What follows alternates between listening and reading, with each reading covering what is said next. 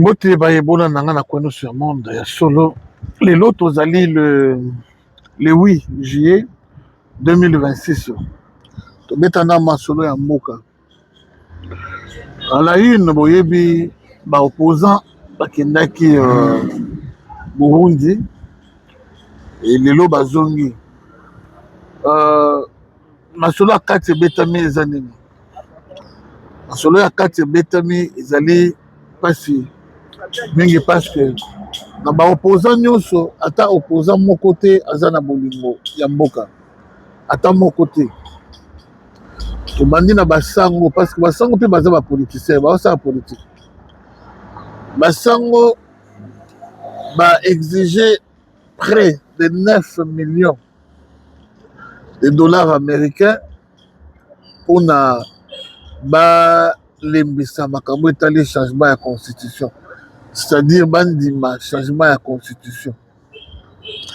Basango nyoka basango mpe bazala na bato bango barekomandaka ezala na gouvernement ezala na batel baza mpe na bato na bango ezala na banini baentreprise publique basango mpe barekomandaka na bashole mpe barekomandaka na kamwe makasi. Cardinal ya mbongo abota mwana naza mokolo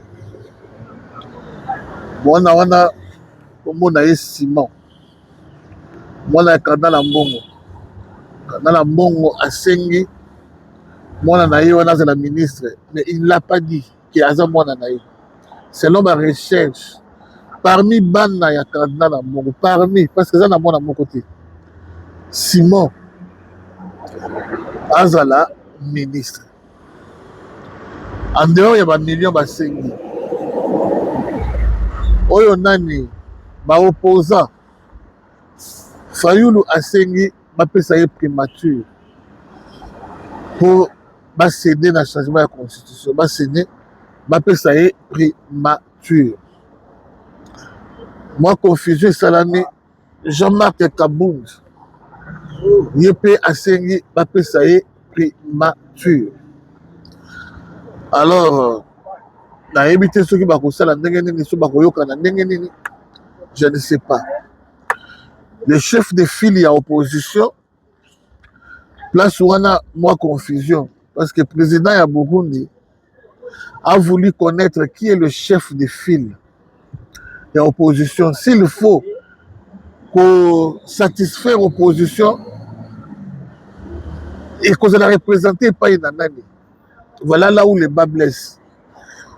C'est ça qu'on n'a pas fait la course au pouvoir, mais Jean-Marc Kabound et Fayulu, moi, antécédent, ils ont la Katiwana. C'est ça son problème, c'est quoi? C'est ça qu'on veut s'approprier de beaucoup de contrats. Beaucoup de contrats, dans la business, na ebele, aussi surtout, à signer un contrat, comme on a évité, ni monde à Kassai, Oyo, l'été fout à Kaye. Alors maintenant, il vient en avoir 10 ou plus. Contraire le Lengewana avec l'État. Dans ma business privé. En dehors de ça, ma solo 4 et Betami n'a pas belé. Bandeko, opposition va jouer 3 cartes. Carte ya liboso, opposition Bazana Fati. Si on a dit que l'opposition est Bazana Fati, c'est parce que Bakena Rosambon n'est pas Fati. Chaque fin du mois, Fayulu est payé. Fayulu est payé chaque fin du mois. Et Fayulu, je vous dis qu'il y a des moments sur la même table avec mon Konzamboka, Balia Kapé ensemble, Basso n'a pas ensemble. Tu vois, Fayulu au Sakanani. Au Sakanani. Alors, opposition Bazarana Fati, Bana Bambo, on a besoin de Kapé, Bana Masolo, on a besoin de la Kati. Deuxième carte, opposition Bazana Kabila. Quand je dis Kabila, je vois Paul Kagame. Opposition, bazozwa kama kambo. Misusu ya Fachi, pour exemple, na mapio na bango, na masula kati. Bazo mema yango epai na Kabila. Même opposition, je citerai Fayulu. Kabundu Kutute, Kabundu makambo ebele, azana vraiment moi libanda. Parce que l'opposition est bien compté. Fayulu azwa makambo ya Kabila, aza ko informé na service na biso. Oyo nyonso Kabila aza ko arrêté. Oyo nyonso à des fois rébellion eza ko arrêté. Fayulu a informé pe na ngambo na biso. Et Fayulu azwa makambo na biso azo mema pa ya Dani, ya Kabila. Ils veulent faire ça. Ils veulent faire ça. Constitution Ezamboye, 1, 2, 3, Nyon surtout. Kabila a informé. Heureusement que le plus grand diplomate, Félix Antoine Tshisekedi, a déjoué à Kabajé Belé à Fayulu. Fatiaza Moutoyo, à cause de Kisayo, Boseki. Bokaboni na komi na ndako te oyoki gouvernement ya Sekebimi Yozate. Fati c'est un grand diplomate. Boseki na bino bolieti ba 1h du matin. Maintenant bozozongo komi na ndako te komo nozate na gouvernement. Fati aza mutu oyo pour comprendre c'est très difficile. Je vous dis que même américain va maîtriser Fati. Nous devons maîtriser Fati. Et ça, quand Nzambe. Nzambe ne mouta yebi hauteur, longueur, largeur, la profondeur, ya Fati. Il est très difficile. Fati 1 plus 1 égale DT. 2 plus 2 égale 4T. Surtout, nous avons une équipe de football. Boye batabetaka jeu likolo, abetaka jeu ya balacé, abetaka jeu ya 4-4-3, bon comprendre. C'est ce qui a fait que Azala na pouvoir Tilelo. C'est ce qui a fait aussi que Azala deuxième mandat. C'est parce que Bazo Kokako maîtriser yete. Fati Azali na Azana, comment je dirais, Azana modèle où il y a imitaka vraiment dans la politique. Détrompez-vous. C'est un fils de Etienne Tshisekedi, mais il n'a pas copié à 100% Etienne Tshisekedi la politique naïe. Non, je vous dis vrai. À un certain moment, monsieur, comment on a fait à la Tikazaka à Etienne Tshisekedi. Dans le moment où on a dit Kazaka ya Musée Laurent Désiré Kabila, il s'est fait le coup là, Mutumoko, bon dribble na binoye, Boko se na binoye, Yuma, Zoka Ayuma, t'es grand yanké. Fati est plus intelligent que les docteurs en droit. Il est plus intelligent que les gens qui ont défendu des thèses de doctorat. Au professeur en droit constitutionnel. Au professeur dans la telle boy, Fati est plus intelligent que Bangono sur ce monde, je vous le dis. Fati a ta Kazaka ya Lumumba, Fati a ta Kazaka ya Kasavubu, ala ba Kazaka ebele. Le discours il y a 6 jours, il y a 6 minutes, pardon. Fati a ta poste à Etienne Tshisekedi. On a vu Etienne Tshisekedi dans Fati. Fati qui parle, on sent vraiment que c'est Etienne Tshisekedi qui parle. Fati, dans sa lenteur de prendre des décisions, il imite qui? C'est bon, tu sois bêtu le bon, on a mis ça à la minute, il décide. La lenteur, il y a cause de ma décision, il imite Aradani. Joseph Kasavubu. Ouais. Fati, par son humilité, trop gentil. Surtout na Fachi au monde que oui, c'est le président le plus humble dans le monde. Alors, wana anata kazaka enani. Anata kazaka enani. Il porte tous les costumes sauf kazaka ya Joseph Tanamona ou pas fatigué. Mais tous les grands leaders du monde entier, basés na Katia Fati. Tous les grands leaders du monde entier, basés na Katia Fati. Est-ce que c'est un lion? Est-ce que c'est un léopard au Sopesi Mukongo? Adodio? Aza aigle? Aza likolo de la vidéo na se, aza ben na yo na motu? Bakazaka nyonso wana. Ils n'est pas fatigué. Difficile à étudier, je vous dis. Personne ne peut se taper la poitrine disant qu'il maîtrise Fatih ou il connaît Fatih. Personne.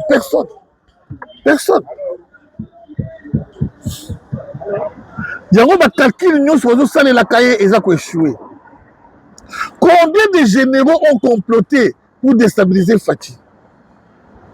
Combien? Ils sont en prison. Hein. Les Tiwewe, les en prison. Mais un civil, on va bien comme marionnette. Calais va pouvoir maîtriser Fatih. Mais tu vas la sécurité, ma casse va maîtriser Fatih. Fatih a tient Nagno en prison. Oh, Dani. François Béa. Mathieu, François Béa, tout. Mais à quoi qui m'a fait échapper Fatih en prison. Il faut me sceller en prison. Attention. Je vous dis, si Fatih avait les États-Unis d'Amérique comme pays où il y a dirigé, il est le plus grand politicien du monde. Fatih, Basango, bazopesanga kanda makasi. Parce que Basango, na yebite, bandeko na ngai, ce qui est à Kolokai, ce qui est à Nini, ngai naza ko accuser peuple congolais de naïf. En Afrique du Sud, la population a eu ce gouvernement Sony. Et mon entier est comprendre que la population est au-dessus du gouvernement. La population est au-dessus de l'armée, au-dessus de la police. La population. Soit-disant gouvernement Gangi Bassali Logoté. Le peuple s'impose à maltraiter les étrangers, à tuer les étrangers, à chasser les étrangers, à voler, piller les biens des étrangers. Où est la justice? Où est l'état de droit? L'état de droit, c'est pour la Mboka. L'état de droit, c'est pour la Mboka. Nous sommes occupés. Babélé à Mboka. Il y a un investisseur, il y a un poto, il y a un investir dans Mboka. Parce que l'état de droit est allé. Mais où est l'état de droit en Afrique du Sud? Il y a un business, il y a un étranger, il y a un bengani, il y a un boto, il y a un l'état de droit. Et le gouvernement s'est tait. Les civils ont côté de Bandako. Au moment où je vous parle, côté de Bandako, Bima, l'accès papier. Aux hommes tombent canine. Oh, Ngalazali, Nigeria, allez, sort, rentrez chez vous. Babotoli Nyoso, Babimi sur Liban, Babenganio. C'est ce qui s'est fait maintenant en Afrique du Sud.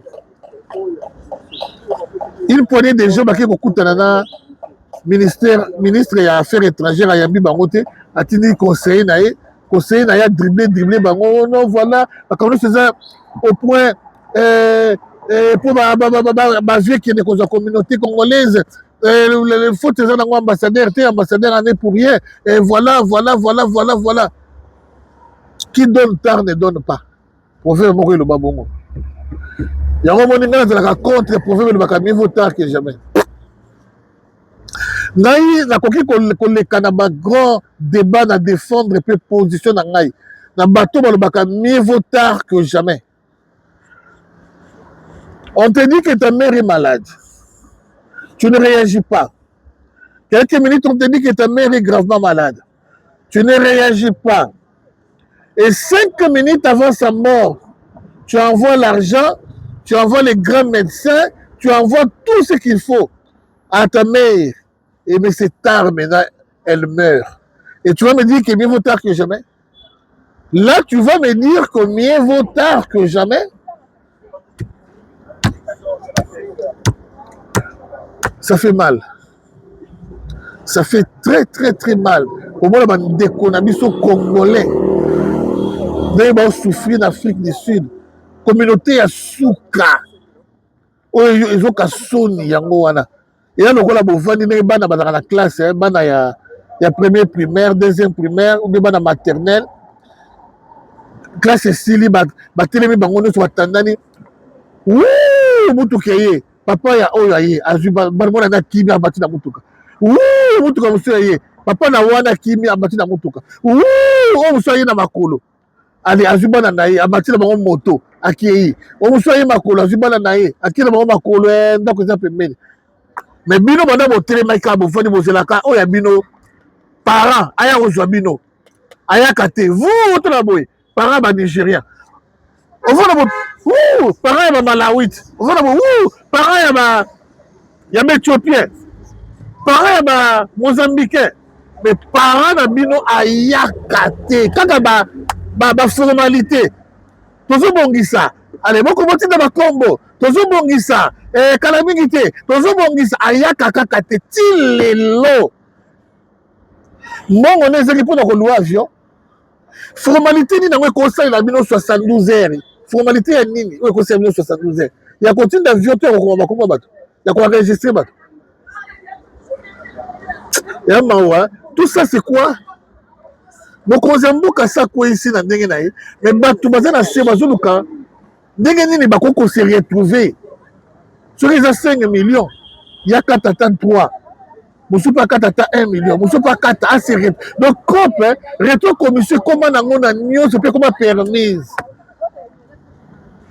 Na Congo, Maoua, na son rival, j'appelle A ce qui est A, B ce qui est B. Ça va très mal en Afrique du Sud. Très très mal en Afrique du Sud.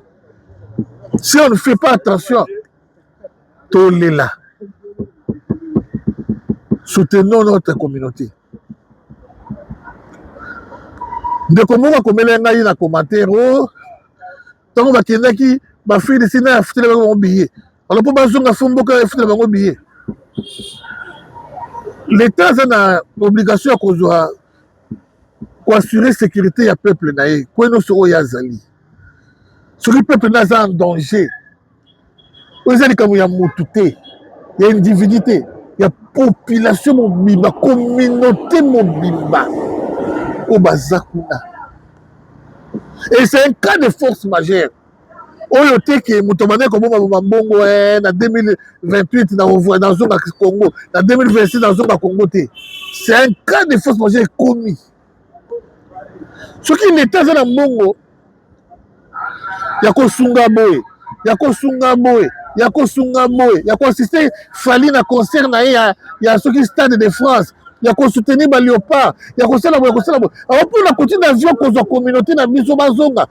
Quand la formalité belé na kanda. Ça ne va pas. Qui donne tard ne donne pas.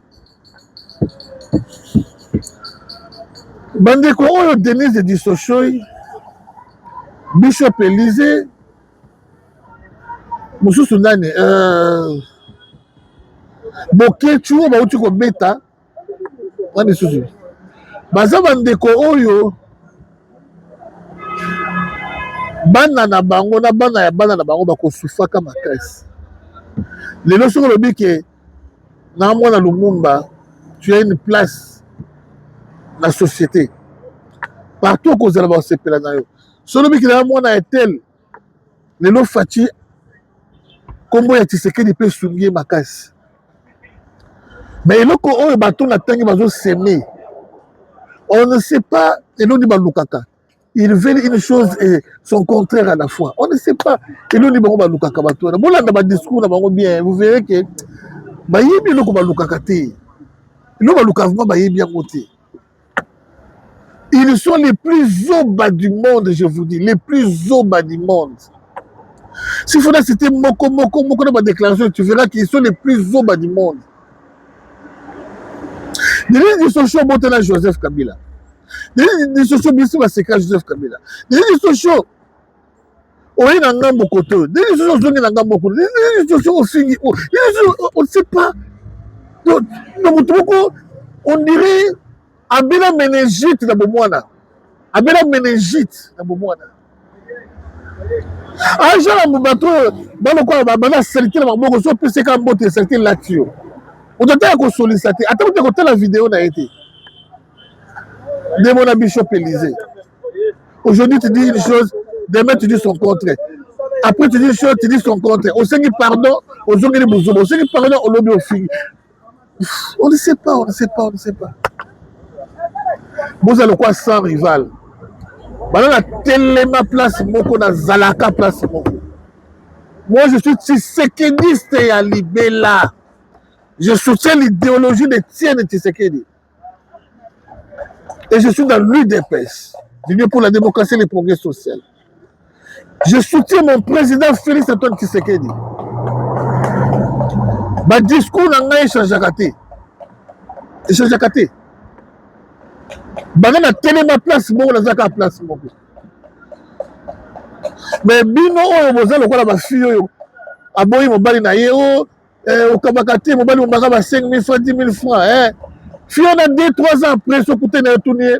Place au Kendaka, au Tonga, déjà immeuble, parce que pas tourner là immeuble, place au Kendaka. Pour qui maquiller pour na Azam Bola, parce que place au commis, parce que pas tourner là immeuble. Et un dernier mot qu'on a, bande de commissus. Bon, Kambongo, tina niveau, je ne sais pas. Ce qui intéresse Bishop Élysée, c'est l'argent. C'est l'argent, c'est tout.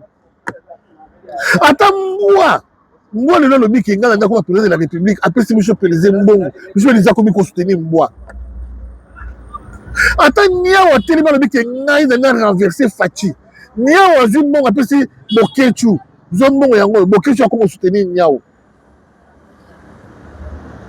Nyoka telima le bike ngana lina comme président du Congo. Nyoka zui mbongo après c'est Denis Dissosho. Denis Dissosho a comme soutenir Nyoka. Place Nabino dans l'Ifelo. Toujours